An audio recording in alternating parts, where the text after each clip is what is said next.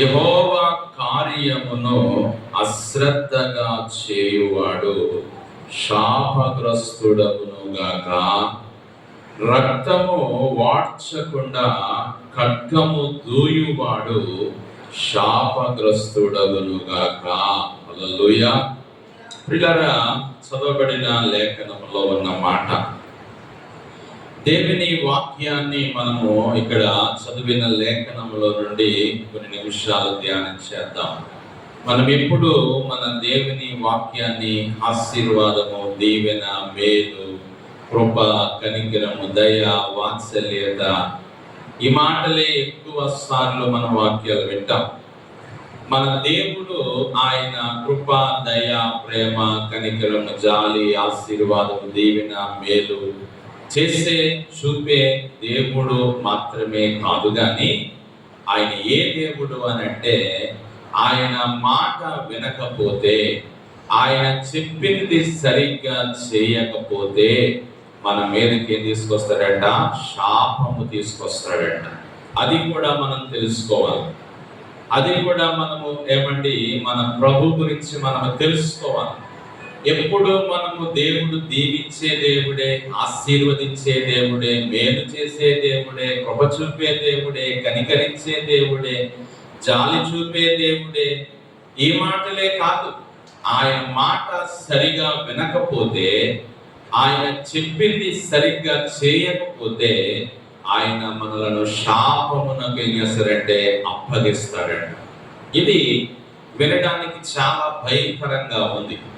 ఇది మనకు వినడానికి చాలా బాధాకరముగా ఉంది. ఎందుకంటే మనం ఎప్పుడు మన దేవుడు మనల్ని దీవించాలని, ఆశీర్వదించాలని, హెచ్చించాలని, గణపరచాలని, మేలు చేయాలని కోరుకుంటాము తప్ప ఆయనను శపించాలి అని ఎవరు కూడా మనం ఏం చేయమండి? కోరుకో. మనం ఎవరు అనుకోం అలాగా. అయితే దేవుని వాక్యములో ప్రియులారా మరి రెండు విధాలు కూడా ఉన్నాయి. దీవెన ఉంది, శాపము ఉంది. ఏమండి? దేవుని బిడ్డలారా, మరి ద్వితీయోపదేశకాండం 28వ అధ్యాయం అంతా కూడా అదే కదా.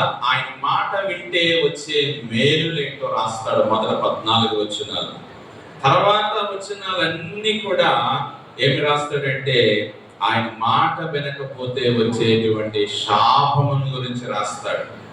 మేలు సంఖ్య కొద్దిగే, శాపముల గురించి చదివితే చాలా లిస్ట్ ఉంటుంది. ఏమంటే ఎక్కువ వచనాలు ఉంటాయి. సో కాబట్టి మనము గ్రహించవలసింది ఏంటంటే, దేవుని యొక్క మాటను మనము శ్రద్ధగా ఏం చేయాలంటే వినాలి. ప్రియులారా, ఈ యొక్క యెషయా గ్రంథము ఇర్మీయా గ్రంథము 48వ అధ్యాయము 10వ వచనంలో ప్రభు చెప్తున్న మాట. మరి ఈరోజు మన ధ్యానాంశం ఏంటంటే, మొదటి మాట, యెహోవా కార్యమును అశ్రద్ధగా చేయువాడు శాపగ్రస్తుడగును గాక. హల్లెలూయా. యెహోవా కార్యమును ఎలా చేయువాడు? అశ్రద్ధగా చేయువాడు శాపగ్రస్తుడగును గాక అంటున్నాడు.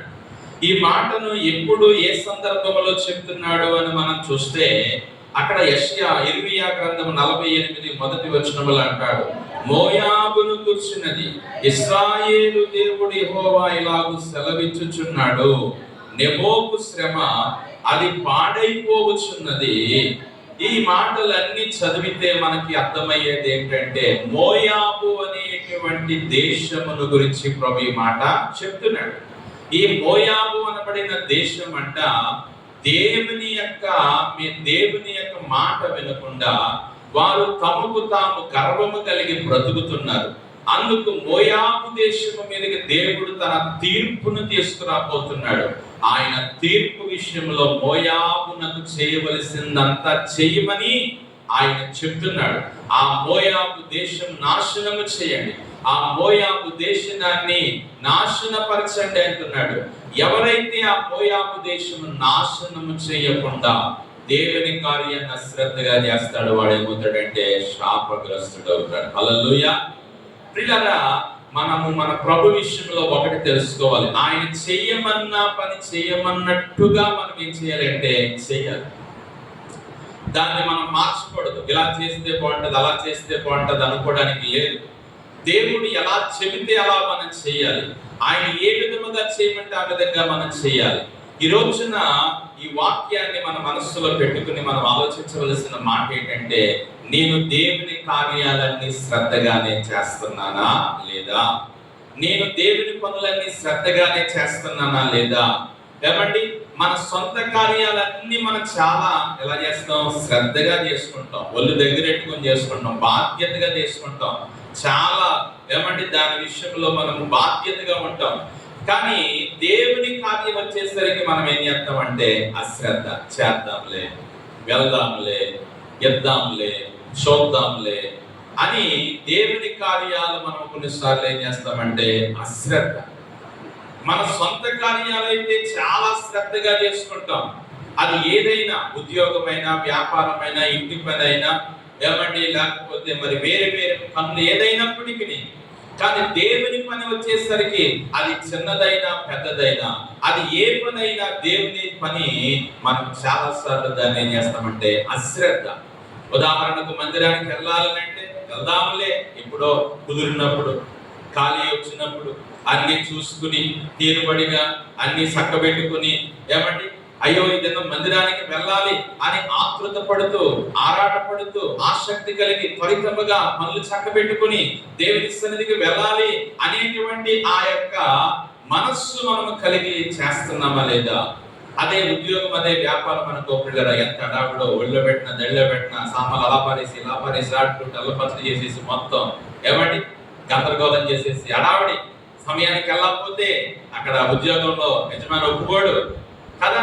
దేవుని సన్నిధానంలో ప్రియులారా, మనము దేవుని కార్యము ప్రతిదీ కూడా, నేను ఒకటని చెప్పట్లేదు, ఫలానా చెప్పట్లేదు. దేవుని పని ఏదైనా కూడా నువ్వు ఎలా చేయాలంటే శ్రద్ధగా చేయాలి. హల్లెలూయా. అది మందిరానికి రావడమైనా, దేవుని పని ఏమంటే మందిరానికి రావడమైనా, మందిరంలో పరిచర్య చేయడమైనా, దేవునికి ఇచ్చేదైనా, దేవుని కొరకు చేసేది ఏదైనా, అది నీవు శ్రద్ధగా, బాధ్యతగా, నమ్మకముగా, యథార్థముగా మనము చేసినప్పుడు తద్వారా మనం ఏమవుతామంటే దీవించబడతాం. అలా కాకుండా అశ్రద్ధగా చేసామంటే ఏమొస్తుందంట? శాపగ్రస్తులం అవుతామంటామన్నాడు. హల్లెలూయా. అలాగే మనం ఉండకూడదని దేవుడి రోజు మన పట్ల ఆయన ఆశ కలిగి ఉన్నాడు. మనము మన దేవుని పని ఏదైనా కూడా శ్రద్ధగా చేయాలని దేవుడి దాన్ని మనకు ఆయన జ్ఞాపకం చేస్తా ఉన్నాడు. అశ్రద్ధగా చేయువాడు శాపగ్రస్తుడు అవుతాడు.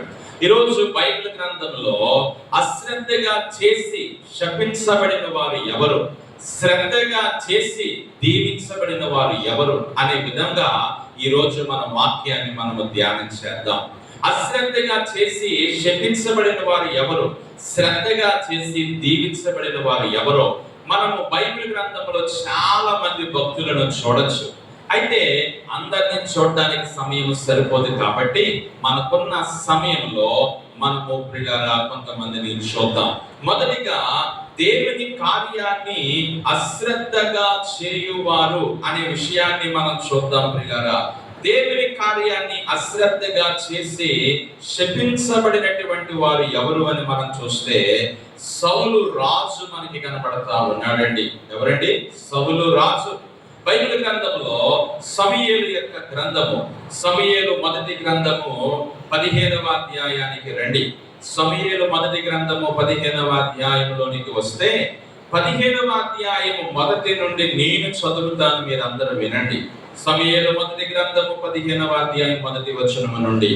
ఒకానొక దినమున సమూయేలు సౌలుని పిలిచి, యెహోవా ఇశ్రాయేలీయులకు తన జనుల మీద నిన్ను రాజుగా అభిషేకించుటకై నన్ను పంపెను. యెహోవా మాట వినుము. సైన్యములకు అధిపతియగు యెహోవా సెలవిచ్చినది ఏమనగా, అమాలేకీయులు ఇశ్రాయేలీయులకు చేసినది నాకు జ్ఞాపకమే. వారు ఐగుప్తులో నుండి రాగానే అమాలేకీయులు వారికి విరోధులై మార్గమందు వారి మీదకి వచ్చిరి కదా. కాబట్టి నీవు పోయి కనికరింపక అమాలేకీయులను హతము చేయుచు పురుషులనేమి, స్త్రీలనేమి, బాలులనేమి, పసిపిల్లలనేమి, ఎద్దులనేమి, గొర్రెలనేమి, ఒంటెలనేమి, గాతవములనేమి అన్నిటినీ హతము చేసి వారికి కలిగినదంతయు బొత్తిగా పాడు చేసి అమాలేకీయులను నిర్మూలము చేయమని చెప్పాను. హల్లెలూయా. ఇక్కడ ప్రభువు సౌలు రాజుకి ఒక పని అప్పగిస్తున్నాడు. ఏంటి ఆ పని అంటే, అమాలేకీయులు అనబడిన ప్రజలను, ఆ జాతిని అంతటిని కూడా ఏం చేయమన్నాడంటే నిర్మూలన చేయమంటున్నాడు. వారికి కలిగినదంతా కూడా నిర్మూలన చేసేమంటున్నాడు. ఎందుకంటే ఇశ్రాయేలు ఐగుప్తు దేశం నుండి బయటకు వచ్చాక, ఎర్ర సముద్రము దాటాక, ఏమంటే వారు వస్తున్న ప్రయాణంలో అమాలేకీయులు ఇశ్రాయేలీయులకు ఏమయ్యారంటే విరోధంగా నిలబడ్డారు. అదే నిర్గమాకాండం 17 అధ్యాయంలో చదువుతాం. మోషే కొండ శిఖరం మీదకి ఎక్కి చేతులెత్తి ప్రార్థన చేస్తాడు. యెహోషువ క్రింద యుద్ధ భూమిలో యుద్ధం చేస్తాడు. ఎవరితో? అమాలేకీయులతో. మోషే చేతులు పైకెత్తినప్పుడు ఇశ్రాయేలు గెలిచారు. మోషే చేతులు బరువు ఎక్కువైపోయి కిందకి దింపితే అమాలేకీయులు గెలిచేవారు. అక్కడ అమాలేకీయులు అనబడినటువంటి ఆ జాతి ప్రజలు ఇశ్రాయేలీయులైన దేవుని ప్రజలకు వారు ఎలా ఉన్నారంటే వ్యతిరేకముగా వారు యుద్ధం చేశారు. అప్పటి నుండి దేవునికి అమాలేకీయుల మీద ఏమొచ్చిందంటే కోపం వచ్చింది. నా ప్రజల మీదకు వీరు విరోధంగా వస్తారా?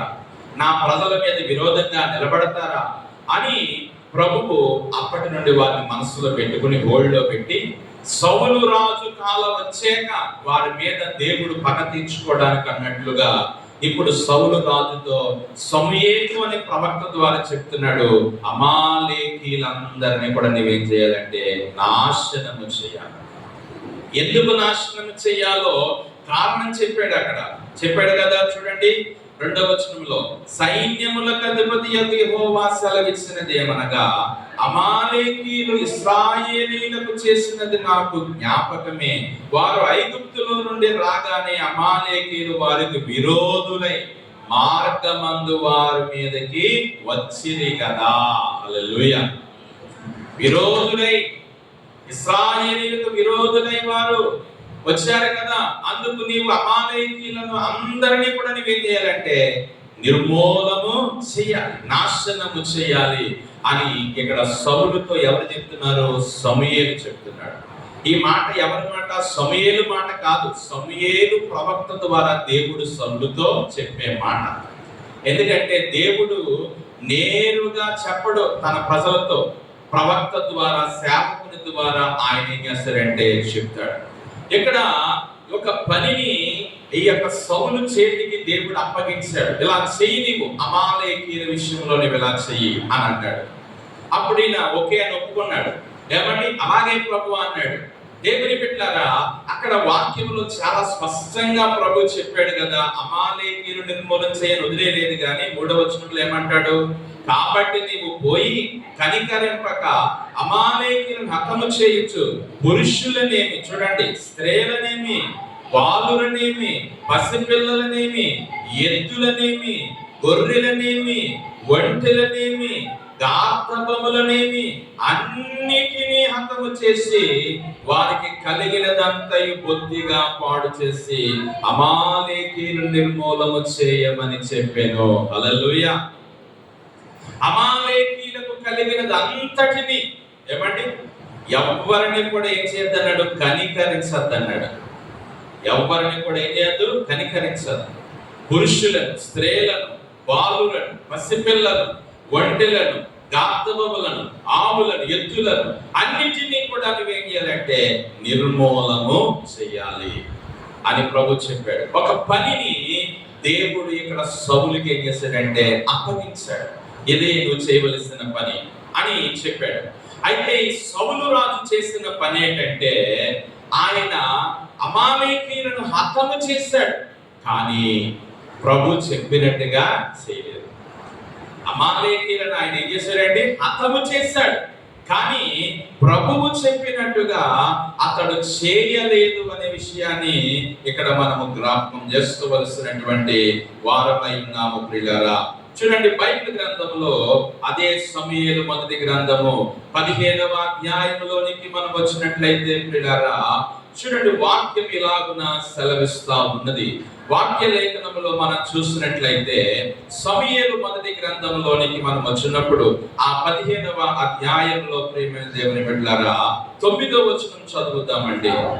సౌలును జనులను కూడి అగాగును గొర్రెలలోని ఎడ్లలోని క్రొవ్విన గొర్రె పిల్లలను మొదలైన వాటిలోని మంచి వాటిని, ఆ మాట మీరు అర్థం చేసుకోవాలంటే, నిర్మూలము చేయక కడగా నుంచి పనికిరాని నీచ పశువులన్నిటినీ నిర్మూలము చేసేది. హల్లెలూయా. మంచిగా ఉన్నాయి హోల్డ్లో పెట్టాను అన్నాడా దేవుడు?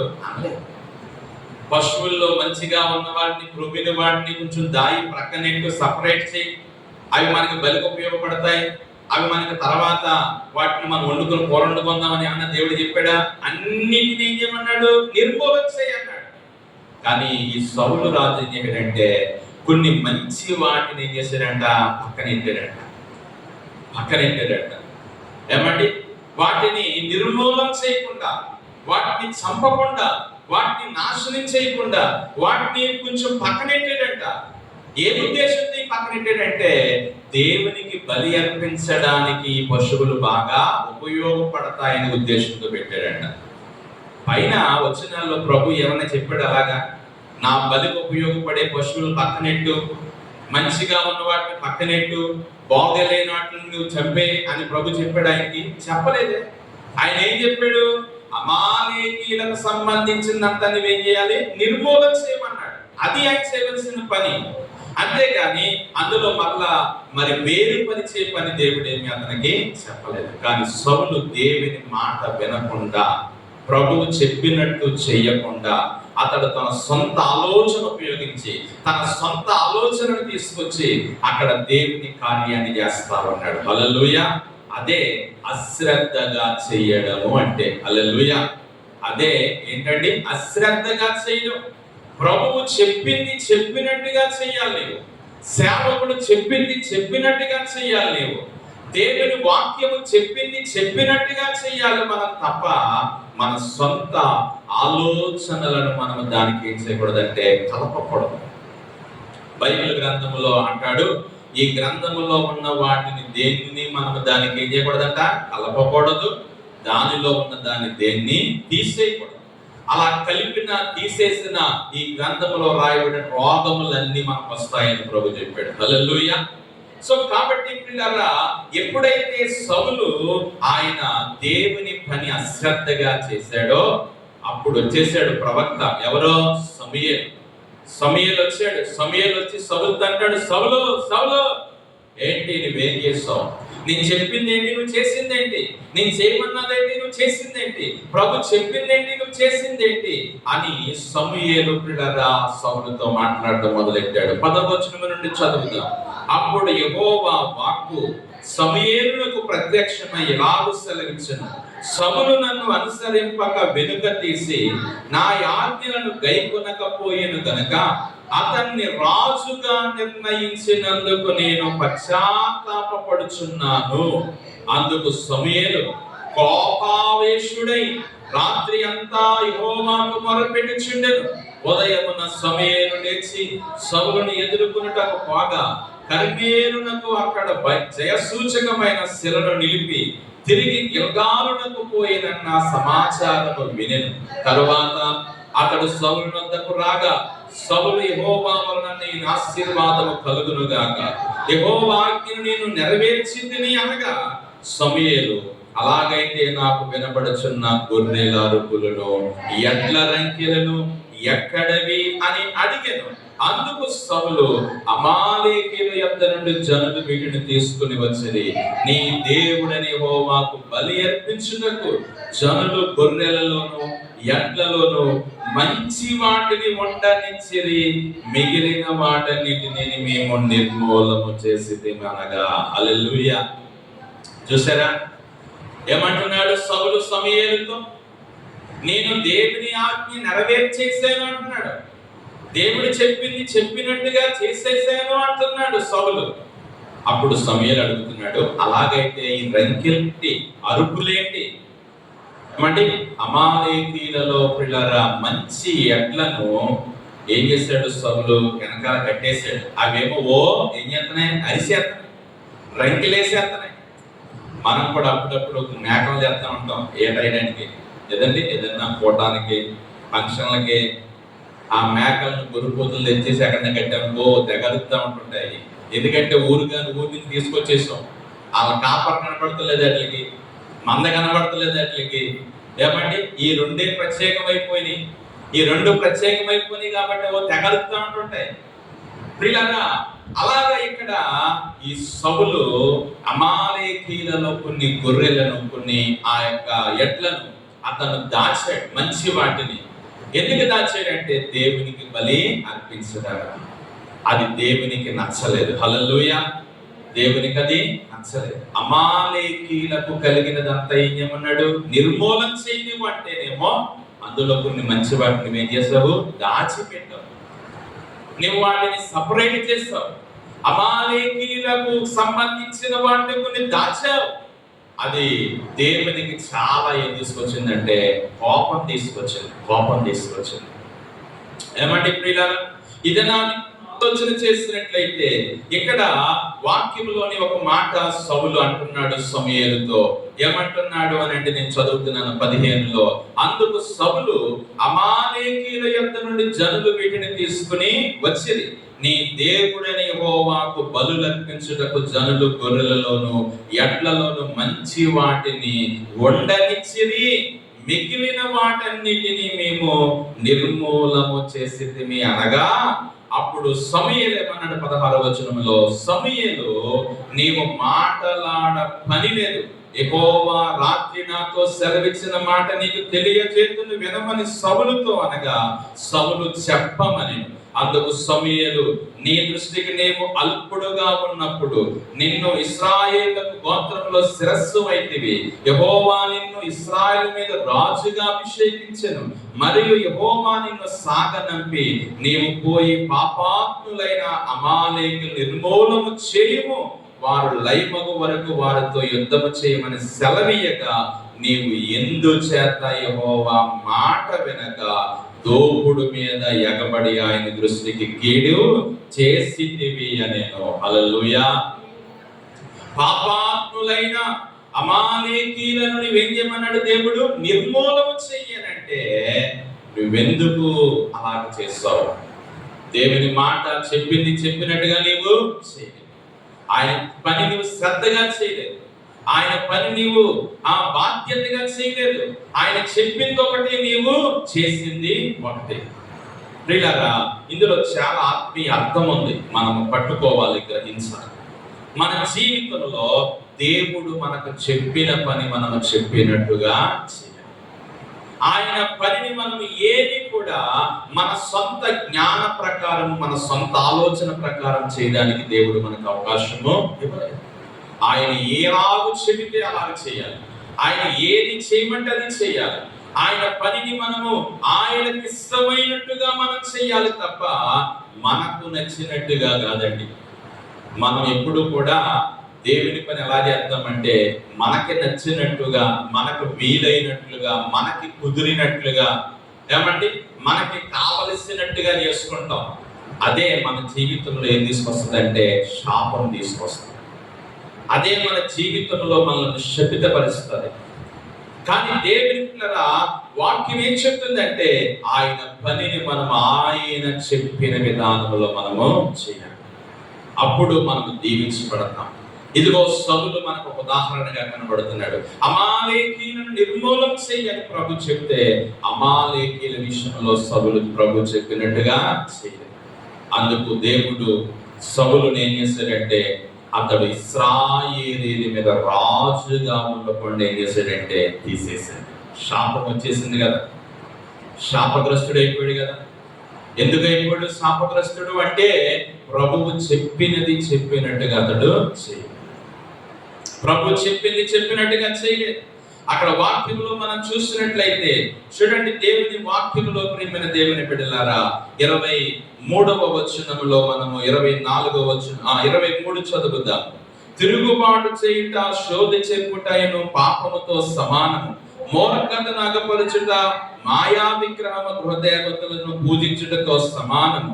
యెహోవాజ్ఞ నీవు విసర్జించితివి గనుక నీవు రాజుగా ఉండకుండా ఆయన నిన్ను విసర్జించిననగా, సౌలు జనులకు జడిసి వారి మాట వినినందున నేను యెహోవాజ్ఞ నీ మాట మీరి పాపము తెచ్చుకుంటేని, కాబట్టి నీవు నా పాపమును పరిహరించి నేను యెహోవాకు మొక్కునట్టు నాతో కూడా తిరిగి రమ్మని సమూయేలును వేడుకున్నాడు. అందుకు సమూయేలు, నీతో కూడా నేను తిరిగి రాను, నీవు యెహోవాజ్ఞను విసర్జించితివి గనుక ఇశ్రాయేలు మీద రాజుగా ఉండకుండా యెహోవా నిన్ను విసర్జించి వేసెను. హల్లెలూయా. ఏమండి ప్రియులారా, ఇశ్రాయేలుకు రాజు, మొట్టమొదటి రాజు ఎవరో? సౌలు. అయితే వాస్తవానికి దేవుడంట సౌలునే శాశ్వతముగా సింహాసనం మీద ఉంచాలనుకున్నాడు మొదట. కానీ సౌలు చేసిన బుద్ధిహీనమైన పనిని బట్టి కొంతకాలానికే 40 సంవత్సరాలకే సౌలు ఇశ్రాయేలు మీద రాజుగా ఉండకడేమిటంటే ఆయన విసర్జించబడ్డాడు, తిరస్కరించబడ్డాడు. ఎందుకు అంటే అతడు చేసిన అవివేకపు, అతడు దేవుని పనిని శ్రద్ధగా చేయలేదు, ప్రభు చెప్పింది చెప్పినట్టుగా చేయలేదు. అందుకే అతను ప్రియులారా ఆయన చెప్పిన పనిని సరిగా చేయలేదు. కాబట్టి అతనిని దేవుడి ఇశ్రాయేలు మీద రాజుగా ఉండకుండా అతన్ని శపించి వేశాడు. అక్కడ రాయబడినటువంటి మాటల్లో మనం క్రిందకి చదివితే ప్రియులారా వాక్యం ఇలాగను రాయబడతా ఉంది 28లో. అప్పుడు సమూయేలు అతనితో ఇట్లనెను, నేడు యెహోవా ఇశ్రాయేలు రాజ్యము నీ చేతిలో నుండి లాగివేసి నీకంటే ఉత్తముడైన నీ పొరుగువానికి దాన్ని అప్పగించి ఉన్నాడు. మరి ఇశ్రాయేలుకు ఆధారమైన వాడు నరుడు కాడు, ఆయన అబద్ధమాటకు పశ్చాత్తాపడుటకు. అందుకు సౌలు నేను పాపము చేసి తిని. హల్లెలూయా. దేవుని బిడ్డలారా, ఎందుకు ఈ మాట, ఈ వృత్తాంతం అంతా మనం చదివేమంటే, ఈ వృత్తాంతం అంతా ఎందుకు మనం ఈ సంఘటన జ్ఞాపకం చేసుకున్నామంటే, సౌలు రాజు దేవుడు చెప్పినట్టుగా దేవుని పని చేయలేదు.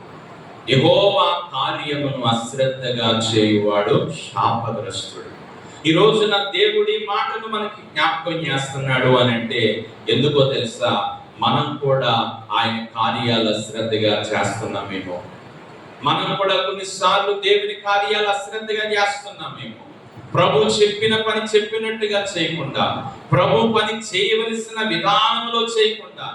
మనకు తెలుసు దేవుని పని ఎలా చేయాలో, మందిరానికి ఎప్పుడు రావాలో, ఏ విధంగా రావాలో, ఎలాగ దేవుణ్ణి ఆరాధించాలో, ఎలా ప్రార్థన చేయాలో, ఎలా వాక్యం చదవాలో, ఎలాగ దేవునికి ఇవ్వాలో, ఎలాగ దేవుని కార్యాలు చేయాలో, ఎలాగ దేవుని పరిచర్యకు సహాయపడాలో, ఎలాగ దేవుని పరిచర్యలో పాల్గొవాలో అన్నీ మనకి తెలుసుండి కూడా ఆయన పని మనం సరిగా చేయడం లేదు.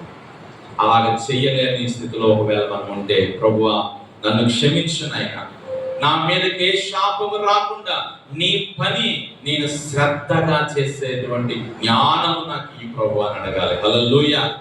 మనము దేవుని పని చాలా శ్రద్ధగా, బాధ్యతగా, వాక్యానుసారంగా చేస్తున్నాం అనుకో, అపవాదిగాడు ఏదో విధంగా మనల్ని ఏం చేస్తాడంటే తప్పించాలని. ఎందుకు అలా చేసేస్తున్నావు, అలా చేయక్కర్లేదులే, ఇలా చేయి చాలు, ఈ కొంచెం ఈ చాలు, ఈ కొంచెం చేయి చాలు, ఇలా ఈ టైంకి వెళ్ళి చాలు, నువ్వు మొదటి నుంచి వెళ్ళిపోకర్లేదు, అలాగని అనేక రకాల ఆలోచనలు అపవాది మన మనసులో తీసుకొస్తామంటాడు. ప్రియులారా, దేవుని కార్యం అశ్రద్ధగా చేయబడే మొదలంట శాపగ్రస్తుడు. ఈ రోజు నా దేవుని పని చెప్తున్నాను, అది ఏదైనా దేవుని మందిరానికి వచ్చే పనైనా, ఆరాధించే విషయమైనా, దేవుని పరిచర్య చేసే విషయమైనా, దేవునికి కానుకిచ్చే విషయమైనా, అది ప్రియులారా ఏ కూడికైనా, ఏ కార్యమైనా ఆయన పనిని మనం ఎలా చేయాలంటే శ్రద్ధగా చేయాలి, ఆయన చెప్పినట్టుగా చేయాలి. అశ్రద్ధగా చేసావంటే నీవు దేవుని దీవెన కోల్పోతావు, దేవుని ఆశీర్వాదాన్ని కోల్పోతావు అనే విషయాన్ని ఇక్కడ మనం చూస్తాం. ఇదిగో సౌలు అమాలేకీయుల విషయంలో ప్రభు చెప్పిన పని చెప్పినట్టుగా చెయ్యలేదు కాబట్టి అతన్ని దేవుడి ఇశ్రాయేలు రాజుగా ఉండకుండా ఏం చేశాడు? తీసేశాడు, రాజ్యాన్ని తీసేశాడు. అధికారాన్ని తీసేశాడు, ఆశీర్వాదాన్ని తీసేశాడు. అప్పుడు దాకా ఇశ్రాయేలీయులు సౌలు రాజు సౌలు రాజు సౌలు రాజు అనబడినటువంటి వ్యక్తి ఇప్పుడు ఆ రాజు అనేటువంటి ఆధిక్యాన్ని అతను ఏమైపోయాడంటే కోల్పోయాడు, పోగొట్టేసుకున్నాడు. సౌలు ఇప్పుడు నార్మల్ వ్యక్తి అయిపోయాడు. రాజుగా ఉంటే ఎంత ఘనత, ఎంత గౌరవం రాజుకి, ఎంత ఆధిక్యత రాజుకి, ఎంత విలువ రాజుకి, ఎంత ఉన్నతంగా రాజుని గౌరవిస్తారు. ఇప్పుడు అతను చేసిన అవివేక పనిని బట్టి అతను రాజ్యం ఏమైపోయిందంటే పోయింది. ప్రియులరా, ఈ రోజున దేవుని కార్యాన్ని మనం అశ్రద్ధగా చేయొద్దు. ఆయన కార్యాలు జాగ్రత్తగా చేద్దాం, బాధ్యతగా చేద్దాం, చెప్పినట్టుగా చేద్దాం. ప్రభు చెప్పమన్న చెయ్యమన్నట్టుగా మనం చెయ్యాలి. అప్పుడు దేవుని దీవెన మనం పొందుకుంటాము. ఇప్పుడు మనము దేవుని కార్యాన్ని అశ్రద్ధగా చేసి శాపగ్రస్తుడైన సౌలుని చూస్తాం. హల్లెలూయా.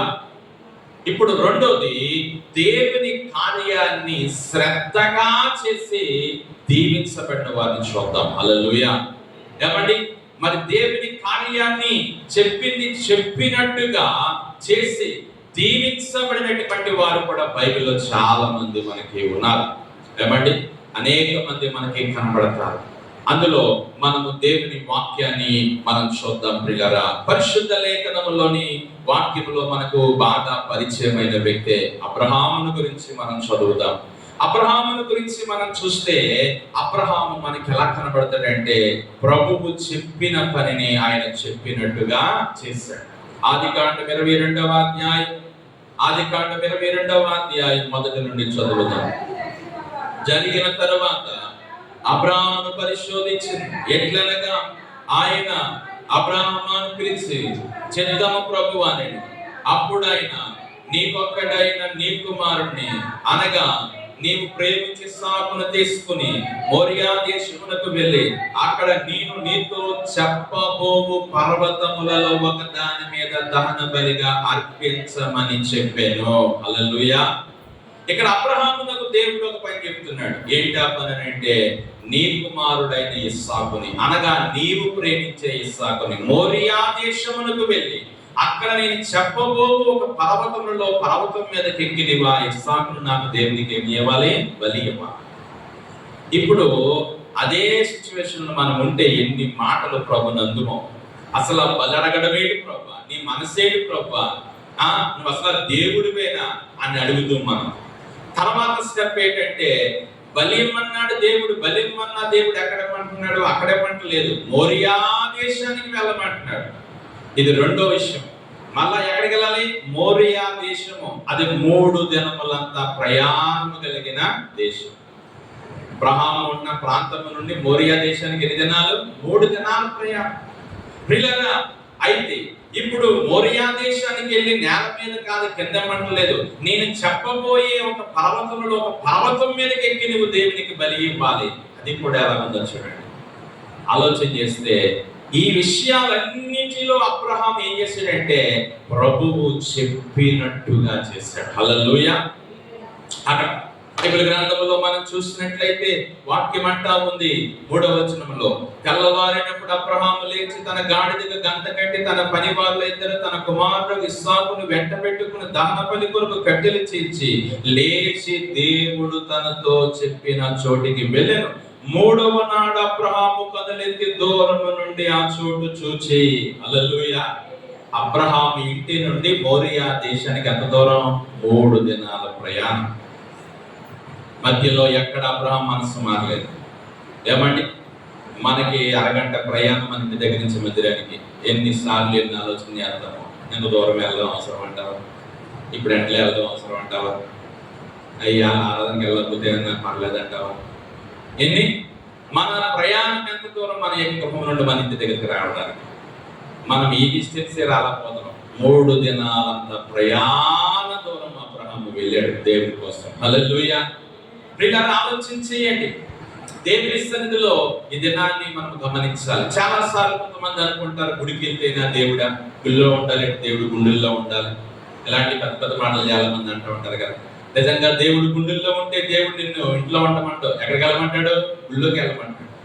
ఆయన గుడిలోనికి వెళ్ళి మందిరంలోనికి వెళ్ళి దేవుడిని ఆరాధించాలి తప్ప నువ్వు ఎక్కడుంటే అక్కడ దేవుడిని ఆరాధించడం కాదు. అక్కడ పెడితే అక్కడ ఆరాధించవచ్చు, ఆ సమయం వేరు. ఏమండి, ఆరాధన లేనప్పుడు, మందిరంలో ఆరాధన జరగలేనప్పుడు నువ్వు ఎక్కడుంటే అక్కడ దేవుడిని ఆరాధించవచ్చు. కానీ మందిరంలో ఆరాధన జరిగినప్పుడు నువ్వు అక్కడికే వచ్చి దేవుడిని ఏం చేయాలంటే ఆరాధించాలి. హల్లెలూయా. సంఘముతో కలిసి, సహవాసముతో కలిసి, సంఘ ఆరాధనలో కలిసి అందరితో యాగమై దేవుడిని అక్కడ నువ్వు ఆరాధించాలి తప్ప నీకు ఎక్కడ వీలుగా ఉంటే అక్కడ ఆరాధించేయడం కాదు. పిల్లరా, ఈ రోజు నేను ఇంటికాడ ప్రార్థన చేసేసుకున్నాను చాలే అని అనుకుంటే సరిపోదని. అది దేవునికి పిల్లరా, అది దేవునికి ఇష్టమైన కార్యం కాదు. మందిరంలో ఆరాధన జరుగుతున్నప్పుడు నేను ఇంటి దగ్గర నేనేదో ప్రార్థన చేసేసుకున్నాను, నేనేదో వాక్యం చదివేసుకున్నాను అని అనుకుంటే అది దేవునికి ఇష్టమైన పని కాదు. అబ్రహాము తన యొక్క జీవితంలో అతడు తెల్లవారినప్పుడు లేచి తన గాడిదకి గంత కట్టి పిల్లరా తన కుమారుడును పనివారిని సమకూర్చుకుని, కట్టెలో నిప్పులని సమకూర్చుకుని దేవుడు తనతో చెప్పిన చోటికి వెళ్ళెను. హల్లెలూయా. పిల్లరా, అబ్రహాం ఎలా కనబడుతున్నాడో మనకి తెలుసా? ప్రభువు కార్యాన్ని శ్రద్ధగా చేస్తున్నాడు. హల్లెలూయా. ప్రభువు కార్యాన్ని శ్రద్ధగా చేస్తున్నాడు. ఏమండి, మనం గుడికొస్తే బైబిల్ పాఠం వస్తుందా? ఏమండి, ఏదో మేనేజ్ చేసేద్దామని అనుకుంటాం. అబ్రహాం అలాగ అనుకోలేదు. పొలాలు అక్కడ ఉంటాయిలే, కొండ మీద అన్నాడు కదా, బోల్ చెట్లు ఉంటాయిలే, అక్కడ నరుగుదాంలే. ఏమండి, ఇప్పటి నుంచి మోసుకెళ్దాం, ఎందుకు ఎక్కడి నుంచి మోత. ఆయన అలా అనుకోలేదు. ఇంటి దగ్గర నుంచి అతను మోసుకుని వెళ్ళాడు కట్టెలు. ఏమండి, అక్కడ వాక్యం రాయబడుతుంది కదా, 3వ వచనంలో చూడండి. తెల్లవారినప్పుడు అబ్రహాము లేచి తన గాడిదకి కట్టి తన పనివారులు ఇద్దరును కుమారులకు ఇస్సాకును వెంట పెట్టుకుని దహన బలి కొరకు కట్టెలు చీల్చి. హల్లెలూయా. కట్టెలు ఎక్కడ చీల్చేశాడు? దహన బలి కోసం ఇంటి దగ్గర చీల్చేశాడు. మనమైతే ఎలా ఆలోచిస్తాం? అక్కడికి ర్యాపిడోలో ఆర్డర్ చేద్దాం అనుకుంటాం. మనమైతే ఏమండి, ఇప్పుడు టెక్నాలజీ కదా, అంతా జొమాటోలో ఆర్డర్ చేద్దాం. లేకపోతే దేవుని పెట్టారా? అబ్రహాం అలా చేయలేదు. ఇంటి దగ్గరే సిద్ధపాటు చేసుకున్నాడండి. ఇంటి దగ్గర అని ఏర్పాటు చేసుకున్నాడు దేవుని కార్యం కోసం. చాలా మంది గుళ్ళకి వచ్చి అప్పుడు కానుక తడుకుంటూ ఉంటారు, తెచ్చేనా లేదా. అప్పుడు భర్త దగ్గరికి వెళ్ళి కానుక తెచ్చుకుని పిల్లల్ని పంపించి, ఈయనను పంపించి, అంటే దేవుని కార్యం పట్ల మనకున్న శ్రద్ధ చెప్తా ఉన్నాను. ఏమంటే దేవుని కార్యం పట్ల మనం ఎంత బాధ్యతగా ఉంటున్నాం. మనం ఇంటి దగ్గర బయలుదేరేటప్పుడే ఎక్కడికి వెళ్తున్నాం? మనము ఆరాధించడానికి వెళ్తున్నాం. ఆ ఆరాధనకి కావలసినవన్నీ మనము సిద్ధపాటు చేసుకున్నామా లేదా అనేటువంటి ఒక ఆలోచన మనకు లేకుండా పోతా ఉంది దినాన్ని. ప్రియులారా, అబ్రహాం అయితే అలా కాదు. ఆయన ఏ పని నిమిత్తం అయితే వెళ్తున్నా ఆ పని ఎరిగి అన్ని సిద్ధపాటు చేసుకుని వెళ్తా ఉన్నాడండి. హల్లెలూయా. అది శ్రద్ధ అంటే దేవుని పని మీద. మర్చిపోయినండి, చేయలేకపోయినండి, రాలేకపోయినండి, ఇవ్వలేకపోయినండి, ఎంత ఈజీగా మనం దేవుని మాట, దేవుని పని విషయంలో చెప్పేస్తా ఉంటాము. ప్రియులారా, అశ్రద్ధొద్దు.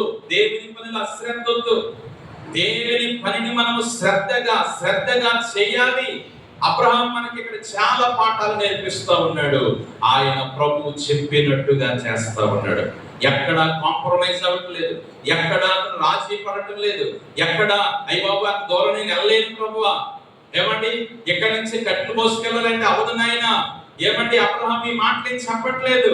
ప్రభువు పనిని చెప్పినట్టుగా చేస్తా ఉన్నాడు అబ్రహాం. ప్రియులారా, ఈ రోజు నువ్వు ఎలా చేస్తున్నావు దేవుని పని ఆలోచించు. దేవుని పని నువ్వు ఎలా చేస్తున్నావు? శ్రద్ధగా చేస్తున్నావా, అశ్రద్ధగా చేస్తున్నావా? హల్లెలూయా. ప్రియులారా, ఆలోచన చేసినట్లయితే ఇప్పుడు అబ్రహాము బయలుదేరాడు, అన్ని సిద్ధపాటు చేసుకుని. ఏమంటే ఏం జరిగింది అని మనం చూసినట్లయితే 4వ వచనంలో, 3వ నాడు అబ్రహాము కనులెత్తి దూరము నుండి ఆ చోటు చూచి తన పని వారితో, మీరు గాడిదతో ఇక్కడనే ఉండండి, నేను ఈ చిన్నవాడిని అక్కడికి వెళ్ళి దేవునికి మ్రొక్కి మరలా వచ్చేదమని చెప్పి దహన బలికి కట్టెలు తీసుకుని తన కుమారుడు ఇస్సాకు మీద పెట్టి తన చేతితో నిప్పులు కత్తిని పట్టుకుని పోయెను. వారిద్దరూ కూడా వెళ్ళుచుండగా ఇస్సాకు తన తండ్రి అబ్రహాముతో, నా తండ్రి అని పిలిచాను. హల్లెలూయా. ప్రియులారా, 3వ దినానికి వారు మోరియా దేశానికి వచ్చారు. పర్వతమును ప్రియులారా వారు ఎక్కే సమయంలో పనివారిని గాడిదను కింద వదిలేశాడు అబ్రహాము. మీరు ఎక్కడే ఉండండి, నేను నా కుమారుడు వెళ్ళి దేవునికి బలి అర్పించు, మేము వస్తాం. ఏమండి కొండ ఎక్కాలా, పర్వతం ఎక్కాలా, ఎత్త ఏమిటి అని పిల్లల అబ్రహాం అనుకోలేదు. అతను తన కట్టెలు, చీల్చిన కట్టెలు ఇస్సాకు తల మీద పెట్టి, ఏమంటే అబ్రహాము కట్టెను నిప్పును చేతితో పట్టుకుని వారిద్దరూ కలిసి ఆ కొండ ఎక్కుతా ఉన్నారంట. ప్రియులారా, ఆలోచించేయండి. ఎక్కడ కూడా అబ్రహాము ఏడి ప్రభువా, ఇలాగైతే ప్రభువా, ఇలాగైతే ఎలాగ ప్రభువా అనే మనస్సు లేకుండా దేవుని పనిని దేవుడు చెప్పినట్టుగా చేస్తున్నాడు. హల్లెలూయా. ఏమంటే దేవుని పని దేవుడు చెప్పిన విధానంలో చెయ్యి, నీ ఆశీర్వాదం ఎంత ఉన్నతంగా ఉంటుందో ఒకసారి ఆలోచన చేస్తాం. హల్లెలూయా. నీ సొంత ఆలోచనతో నీకు వీలైనట్లుగా, నీకు నచ్చినట్లుగా, నీకు అనుకూలంగా దేవుని పని చేసి నువ్వు దేవుని కోల్పోతా ఉన్నావు. అలా కాకుండా ప్రభువు చెప్పిన పని ప్రభు చెప్పినట్టుగా చేస్తే నువ్వెంత దీవించబడతావో. ఎప్పుడైతే అబ్రహాం ఇలా ప్రభు చెప్పినట్టుగా చేశాడో అక్కడ మనం అనేక సార్లు చదువుతాం. క్రింద 16వ వచనంలో చూడండి, ప్రియులారా, నీవు నీకొక్కడైన నీ కుమారుని వినతీయకై కార్యము చేసినందున నేను నిన్ను ఆశీర్వదించి ఆకాశ నక్షత్రముల వలెను సముద్ర తీరముద్రస్త వలెను నీ సంతానం నిశ్చయముగా విస్తరింపజేసేదును. నీ సంతతి వారు తమ శత్రువులు గమని స్వాధీనపరుచుకుందురు. మరియు నీవు నా మాట వినినందున భూలోకములోని జనములన్నీ నీ సంతానములు ఆశీర్వదింపబడునని నా తోడని ప్రమాణం చేసిన అబ్రహాముతో సెలవిచ్చెను. హల్లెలూయా. ప్రియులారా, వాక్యం చెప్తున్నమాట, నీకు ఒక్కడైన నీ కుమారుణ్ణి నాకియ్య వెనుతీయలేదు కనుక ఈ కార్యము చేసినందున నేను నిన్ను ఆశీర్వదిస్తున్నాను. హల్లెలూయా. ఇందాక సౌలు విషయంలో దేవుడు ఆశీర్వదించాడా? చేయలేదు. అతను కొన్న ఆశీర్వాదాన్ని తీసేశాడు, రాజ్యాన్ని తీసేశాడు, అధికారాన్ని తీసేశాడు. ఎందుకు? ప్రభు చెప్పినట్టుగా చేయలేదు దేవుని పని. కానీ అబ్రహాం విషయంలో ఆశీర్వాదాన్ని తీసేయలేదు, ఆశీర్వాదాన్ని యాడ్ చేశాడు దేవుడు. హల్లెలూయా. ఆశీర్వాదాన్ని కలిపాడు. నీవు నీకొక్కడై ఉన్న నీ కుమారుని నేను అడిగినప్పుడు నాకియ్య వెనుతీయక నేను చెప్పినట్టుగా ఈ కార్యము చేసినందున నేను నిన్ను ఆశీర్వదిస్తున్నాను అబ్రహాము. హల్లెలూయా. పిల్లరా, యెహోవా కార్యమును శ్రద్ధగా చేయువాడు శాపగ్రస్తుడు. దాని వ్యతిరేకమైన మాట ఏంటంటే యెహోవా కార్యాన్ని శ్రద్ధగా చేయువాడు ఆశీర్వదించబడతాడు. హల్లెలూయా.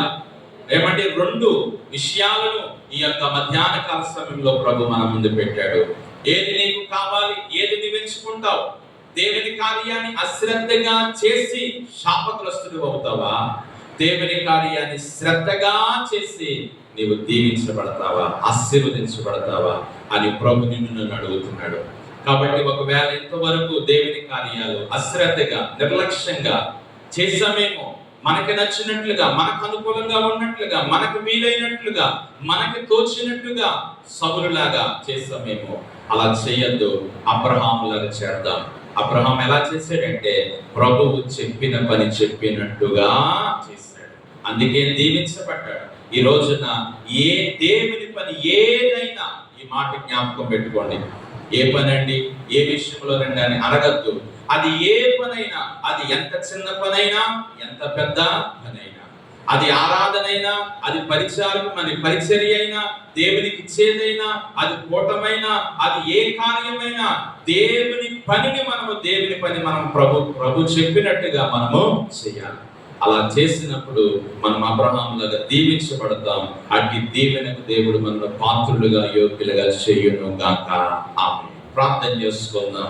తలవలసండి, కళ్ళు మూసుకునండి.